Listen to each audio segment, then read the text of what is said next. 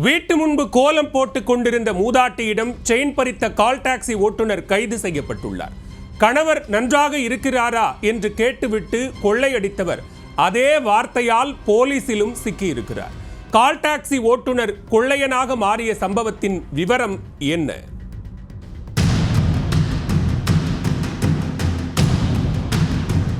சென்னை தாம்பரம் அடுத்த வெங்கம்பாக்கம் பகுதியில் ஆனந்த நாராயணன் கிரிஜா தம்பதி 30 வருடங்களுக்கு மேலாக வசித்து வருகின்றனர். கடந்த 20ஆம் தேதி மாலையில் கிரிஜா வீட்டு வாசலில் கோலம் போட்டுக் கொண்டிருந்தார். அப்போது முகக்கவசம் அணிந்தபடி வந்த ஒருவர் கிரிஜாவிடம் சென்று, உங்களது கணவரின் உடல்நிலை சரியாகிவிட்டதா என கேட்டுவிட்டு குடிக்க தண்ணீர் கேட்டுள்ளார். கிரிஜா கொண்டு வந்த தண்ணீரை குடித்துவிட்டு அவரது கழுத்தில் அணிந்திருந்த 12 சவரன் தாலி செயினை பிடித்து இழுத்திருக்கிறார் அந்த மர்ம நபர்.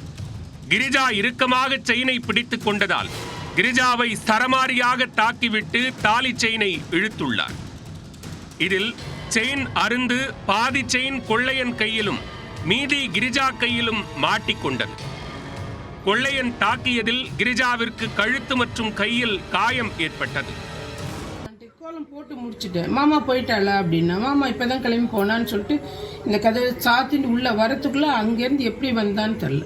வந்து இப்படி படனையை பிடிச்சி கீழே தள்ளி இந்த சந்தில் இதுலேயே இந்த வண்டி பக்கத்துலேயே இப்படியே தள்ளி கத்தினா கொன்னுடுவேன் அப்படின்னு சொல்லிட்டு இப்படி பேண்ட்டுக்குள்ளே என்னமோ கையை விட்ட மாதிரி இருந்தது. என்ன எடுக்கிறான்னு எனக்கு அந்த தெரில. அந்த இப்படி கை ஒரு பக்கம் போகும், ஒரு ஃபோர்ஸ் பண்ணி தள்ளினது இங்கே சமாளிச்சுன்னு இந்த வண்டிக்கிட்ட வந்தவன் அப்படியே விருன்னு இழுத்துன்னு போயிட்டான்.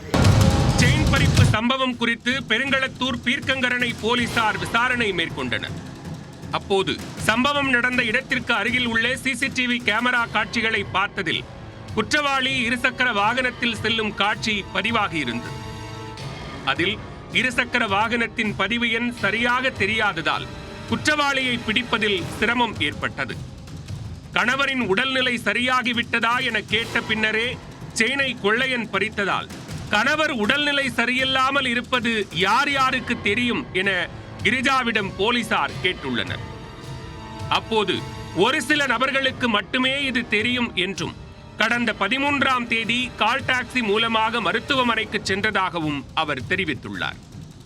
உடனே கால் டாக்ஸி ஓட்டுநரின் செல்போன் எண்ணை வாங்கி அதன் டவர் லொகேஷனை பார்த்தபோது கிரிஜா வீட்டுக்கு வந்து செயின் பறிப்பில் ஈடுபட்டது கால் டாக்ஸி ஓட்டுநர் தான் என்பது உறுதியானது. கூடுவாஞ்சேரி அடுத்த கண்டிகையில் இருந்த கால் டாக்ஸி ஓட்டுநர் செந்தில்குமாரை பிடித்து விசாரிக்க அவர் செயின் பறித்ததை ஒப்புக்கொண்டார். கடன் தொல்லையை சமாளிக்க செயின் பறிப்பில் ஈடுபட்டதாகவும் மருத்துவமனை சவாரி சென்றபோது கிரிஜா அணிந்திருந்த செயினை பார்த்து அதை பறிக்க திட்டம் போட்டதாகவும் அவர் தெரிவித்திருக்கிறார்.